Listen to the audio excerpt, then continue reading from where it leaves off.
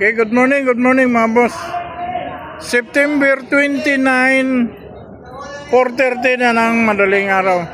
Mga boss, kalmado na ang dagat ha. Yan ang dagat. Kalmado na.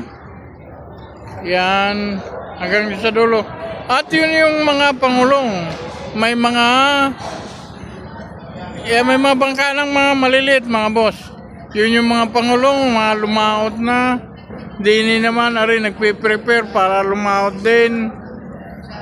Wala pa tayong balita mga boss. Ang lagi dito nagbababa, yung RMU na yan, yan. Dominic, yan ang lagi dito nagbababa.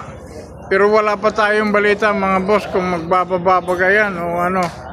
At wala daw mahuhuli din sa malapit.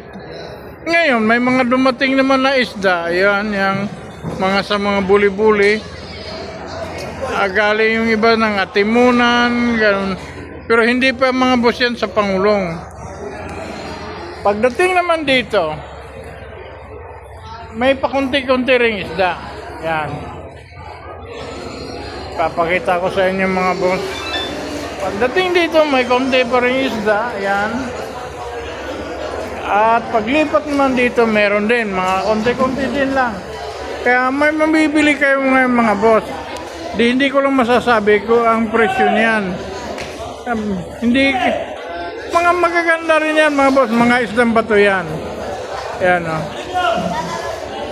Yan, mga isdang bato. Okay. Okay, yan. Nagpapatawad mga boss. Mga isdang bato, yan.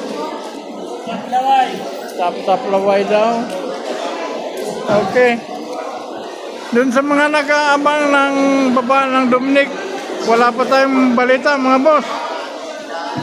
Okay, hanggang doon medyo konti-konti may isda na rin.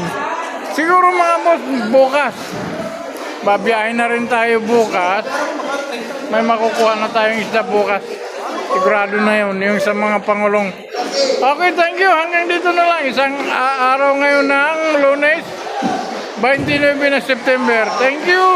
Yun ang aking may update sa inyo dito sa Fishport Dalacan. Thank you.